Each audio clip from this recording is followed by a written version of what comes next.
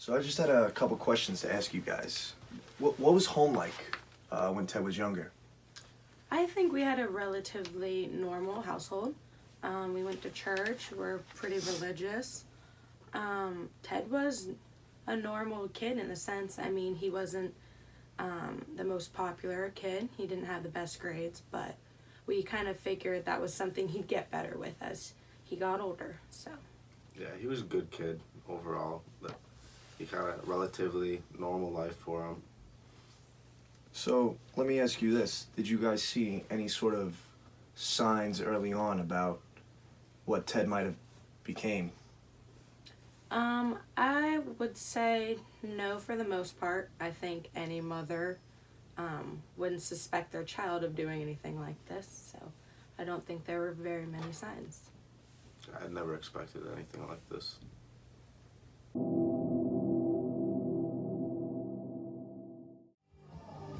Okay. Do you have any nights? Is it night? Oh, no. Go fish.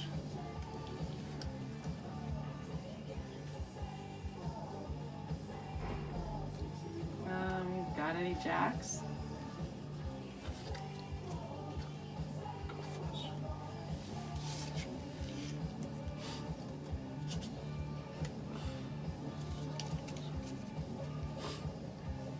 Ted, can I get a beer? Son.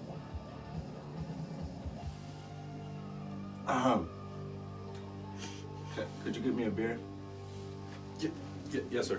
Thank you.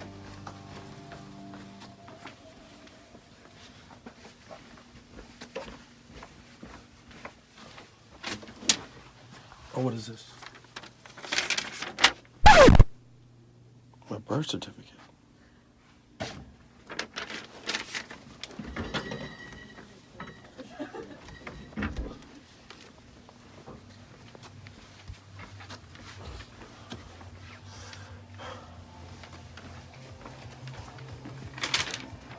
Dad, what is this? Oh, that's nothing. Don't worry about that. Just put it back. Yeah, just It's put it okay. back where you found it. Okay. Here's your beer. Thank you.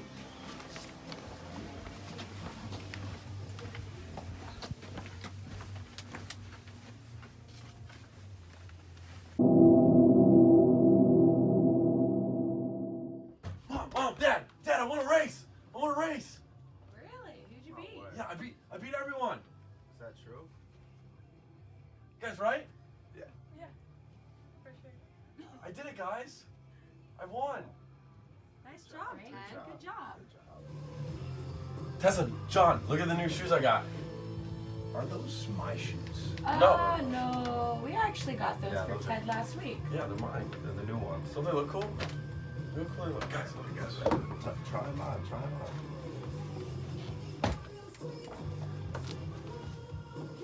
Look how good they look, guys. I'm glad you like them. Thanks, Dad. Those look good. Thanks. Mom, do we have to go to church? Oh, Jumping jelly beans, Ted! You knocked over Dad's beer! Dude, he's gonna get angry. Mom, what do I do? Okay, it's okay. Who knocked over my beer? I did. I knocked it over. Damn it. So, thank you for coming in. I just wanted to ask you a couple questions. What was your relationship with Ted? I actually used to date him. I found out that I was one of his first girlfriends, but it was a pretty normal relationship. He was a normal guy. Everything was fine, but I did notice that he started to lie a lot by the end of our relationship, and that's kind of when things kind of started to fall apart. Now, did you notice anything out of the ordinary, any sort of aggression, maybe some outbursts here and there with Ted? Not at all. He was actually very charming. Like I said, though, like he just did like the small lies that really just added up.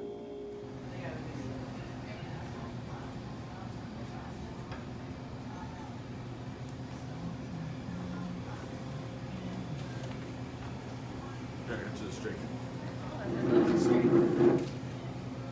Ted, what's that? Oh, this? Oh, I just bought bought this too. Did you buy it or did you steal it? No, I bought it.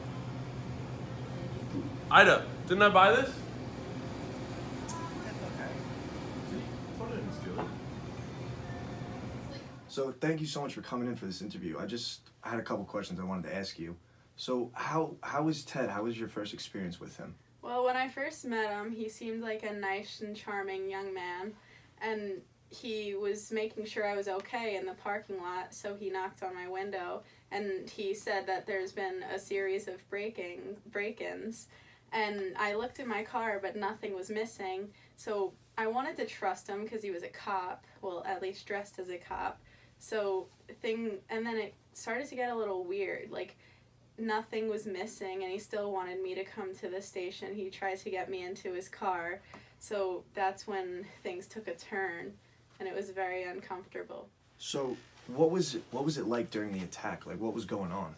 It was very traumatizing, and he put a handcuff on me, and he was trying to overpower me, and I was very scared, so I didn't know what to do, and it's just a very emotional experience. It's okay. Take your time if you need to. Okay. This must be a very I'm sorry. difficult time. It is. So it was all in the moment, and it's very hard on me. At any moment, did you realize that this could have been the well-known serial killer that's been going around? I didn't think that at first because he was a cop, and I was just like confused on the whole situation, and I didn't really know how to act because, like, what if he really was a real cop? I didn't want to get in any trouble, so that it was very scary.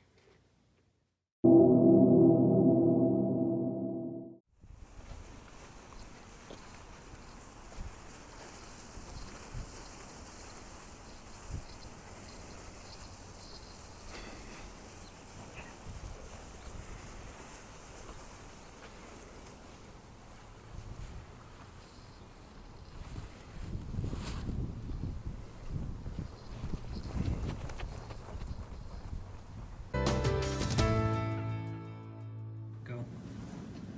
Prosecution have any closing statements? Ladies and gentlemen of the jury, and everyone else in America watching right now, we need to put a stop to this as soon as possible.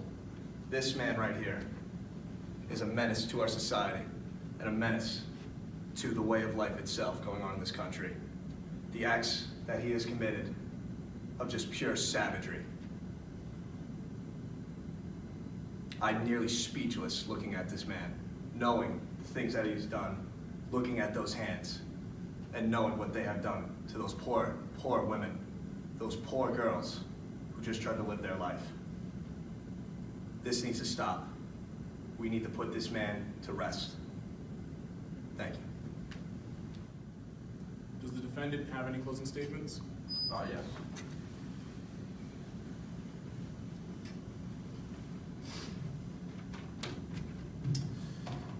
I stand in front of all you guys today, knowing that I didn't do it, knowing that I didn't hurt anyone, knowing that I am innocent. But if I have to take the blame and take the mercy and take the fall for all of America to make myself an example, I will. But I am innocent, and I know that I didn't do it. Thank you. In case 69, State of Florida versus Ted Bundy, the court has come to a decision. The jury has decided, Theodore Robert Bundy, that you will be given the death penalty. Now, Theodore, you had a lot of promise. Could have been one of the best lawyers out. I would have loved to see you in my courtroom, but you took the wrong path. So take care. Court is adjourned. You have admitted to, I think it was over 100 killings, correct? Yes. Now, what pushed you to commit these acts? You seem just like a well-mannered man. Yeah, I honestly just believe it stemmed from my childhood and the deep desires that I've developed. I'm not sure how these developed, but I have a deep urge for murder, necrophilia, sexual assault. Ted, this might come as a shock to you, but we had an interview with your parents. Now, being in a more clear and honest state of mind, how would these needs have come forth to you? I mean, even more neurotic. So when I was younger, I remember always competing against my siblings and always feeling like I needed to beat them in order to get attention from my parents. This might have come when I found the birth certificate and found that my father wasn't really actually my father, and it was all been lied to me throughout those years. So ever since me and Diane split, she controlled how we broke up, and I just felt weak from that. And so that's what kind of craved me into holding the power. And I think how I got that was through all the killings. Once I committed the killing, it gave me like a rush, and that power was put into me when I did commit that. Thank you, Ted, for having this interview with me, and I understand this might be your last couple days, but may God have mercy on your soul.